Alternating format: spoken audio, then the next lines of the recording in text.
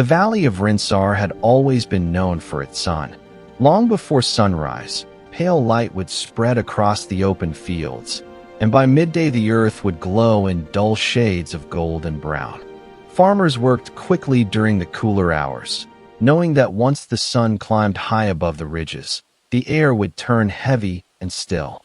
It had always been hot there, but in recent years, something had begun to change. The heat stayed longer. Morning coolness faded earlier than before. Even at dusk, the ground held warmth that should have disappeared hours earlier. The stream that crossed the valley ran thinner each season, and the soil hardened faster after rain. Still, the farmers planted as they always had. Wide open fields stretched across the valley floor where nothing blocked the sun. Wheat and barley grew in long exposed rows, bending slightly in dry wind. Harvest still came, and that was enough to convince most people that nothing serious had changed. Seasons were different sometimes. They always had been. Except Arun did not believe that. Arun owned a modest piece of land near the southern edge of the valley where the ground rose slightly toward the hills. His farm was not large, but the soil was steady and had supported his family for generations. When he first began planting on his own, he followed the same methods as the others. Open fields, straight rows, full sun. But after several seasons, Arun began noticing things that others ignored. Some parts of his land dried faster than the rest. Young plants struggled during the hottest weeks, even when water was available. The soil near the edges cracked deeper each year, and the wind carried away fine dust that once held moisture. He watched carefully, not just during harvest, but during the quiet hours when most farmers returned home. He walked the edges of his land where a few old trees still stood, remnants from years when the valley had been less exposed.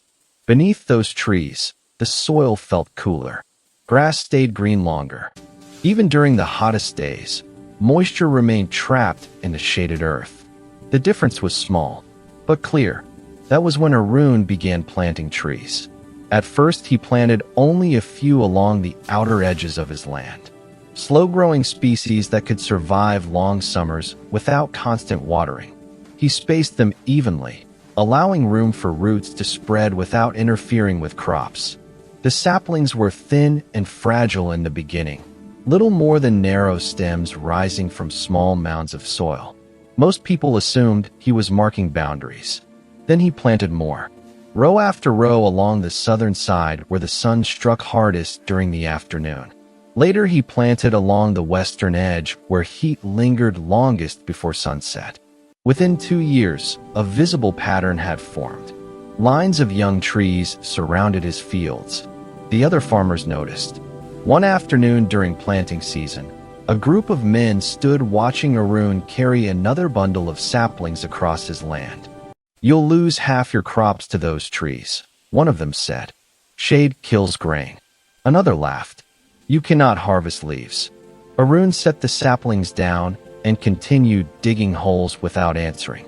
The criticism grew stronger as the years passed.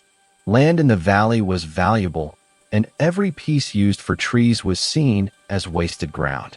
While others expanded their planting areas, Arun allowed rows of trees to grow thicker. When the saplings began casting visible shadows across the soil, the conversations at the tea stall turned sharper. "He farms like a man who doesn't need money. Trees don't feed families. Shade is for resting, not growing." Arun listened without argument when the words reached him. He simply kept planting. By the 4th year, the trees stood taller than a man. Their leaves formed thin lines of green against the pale valley landscape. During late afternoons, narrow shadows stretched across sections of Arun's fields where crops continued growing steadily. Something else had begun to change as well. The soil beneath the trees held moisture longer after irrigation. Small plants near the shaded areas remained upright even during the hottest hours when crops in open fields drooped under the sun. The difference remained subtle, but Arun noticed. Late one evening near the end of summer, he walked slowly between the rows of trees while the heat of the day still lingered in the air. The valley lay quiet around him. Dust hovered low above distant fields where farmers had finished working for the day. The stream near the valley floor had narrowed to a thin ribbon reflecting fading light. Arun pressed his hand into the soil beneath one of the trees. Cool.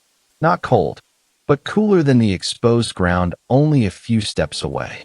He stood and looked across the valley where open fields stretched endlessly beneath the fading sun. Everything looked normal. Everything always did before something changed. That night the air did not cool as it should have.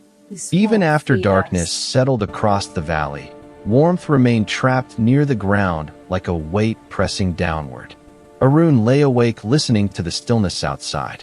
By morning, the heat had already begun to rise again. And before the next harvest season arrived, the valley would face the hottest summer anyone could remember. The heat arrived earlier than anyone expected. By the middle of spring, the mornings already felt like late summer. The air warmed quickly after sunrise, and by mid-morning the ground radiated heat strong enough to make long hours of work difficult. Farmers adjusted their schedules, starting earlier and finishing sooner, telling each other the season would settle as it always did. But it did not settle. The sun rose each day into a sky without clouds, burning steadily across the valley.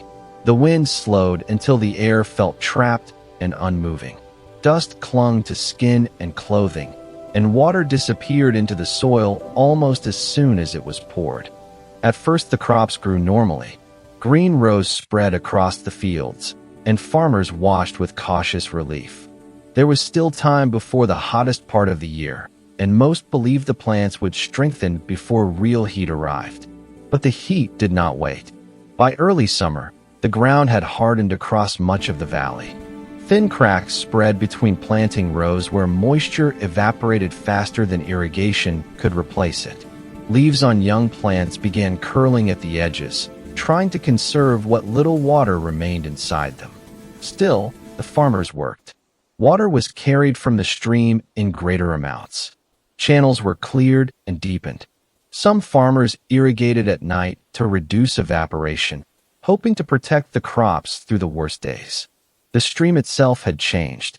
Where it once moved steadily across the valley floor, the water now flowed slowly between exposed stones. Some sections had stopped moving entirely, forming shallow pools that shrank a little more each week. The elders spoke quietly about it. The summers are getting hotter. Just one bad season, others replied. It will pass. But the sun did not weaken. By mid-season, the heat became something new. The air shimmered constantly above the fields. The soil burned through thin shoe soles by midday. Metal tools left in the sun became too hot to touch. Even the animals sought shelter beneath wagons or beside walls where narrow shadows offered slight relief. The first crops began to fail along the northern fields where nothing blocked the sun. Leaves turned pale. Stems hardened and stopped growing. Farmers added more water, but the soil swallowed it quickly, leaving little behind for the roots. And still the heat continued. One afternoon, several farmers gathered along the valley road where a wide stretch of exposed land showed the damage clearly. Entire sections of crops had stopped growing.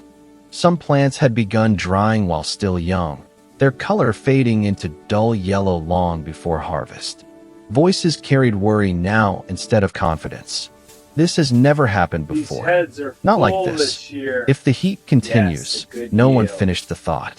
That evening, as the sun lowered through a haze of dust, a few of the farmers walked toward Arun's land. They expected to see the same damage. Instead, they stopped at the edge of his fields and stood silently. The difference was impossible to ignore. The outer rows near the trees remained green and upright.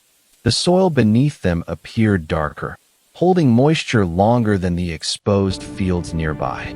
Even the inner rows, though touched by heat, still showed steady growth instead of decline. The lines of trees cast long shadows across the land as the sun dropped lower. Warm air moved more slowly there, broken by leaves and branches that softened the wind. One of the farmers stepped forward and pushed his hand into the soil. It resisted slightly. but it did not crumble into dry powder. He walked a short distance beyond Arun's field into open land and pressed his hand into that soil as well. Dry, loose, lifeless. The difference required no explanation. More farmers came the next day. They walked slowly between the tree rows, studying the shadows stretching across the ground. Some examined the leaves. Others touched the trunks, as if trying to understand how something so simple could change the land around it. One man finally spoke. You planted these for this. Arun shook his head slightly. I planted them because the heat was coming. The answer unsettled them. How did you know? Arun looked across the valley where open fields shimmered under the sun. I didn't know, he said quietly. I watched. The weeks that followed were the hardest the valley had ever known. The heat intensified beyond anything people remembered. Several days passed where the temperature climbed so high that work nearly stopped by midday. Crops across the open valley began failing in large sections. Leaves shriveled before reaching maturity. Some fields turned pale and brittle long before harvest time. Water became harder to manage. The stream shrank further until irrigation slowed across much of the valley. Farmers rationed carefully, directing what remained toward fields that still had a chance. But without protection from the sun, much of it was not enough. And as the hottest weeks approached, the valley began to realize something no one had prepared for. If the crops did not survive, the coming year would be harder than any they had faced before. By late summer, the valley had changed color. Where green rows once stretched across the land, pale shades of yellow and brown now dominated the open fields. Crops that should have stood tall before harvest remained thin and brittle. Their growth stopped weeks too early by the relentless heat. Some sections had failed completely, leaving bare soil exposed beneath the burning sun. Work continued, but with quieter voices. Farmers walked their fields slowly, examining what remained and calculating how much might still be saved. Every surviving patch of grain felt important now. Every row that endured the heat meant food for the months ahead. But most of the valley had suffered, except for Arun's land. From a distance, his farm stood out like an island of green surrounded by fading fields. The lines of trees that once looked unnecessary now formed a visible boundary between struggling land and soil that still held life. The shade they cast stretched farther each year, covering wide sections of earth during the longest hours of sunlight. Beneath those shadows, the soil retained moisture that would have evaporated elsewhere. The air moved more gently there, cooled slightly by the leaves overhead. It was not perfect. Some crops had suffered even within the protected fields, but enough survived, enough to matter. The first day of harvest arrived under a pale sky that offered no relief from the heat.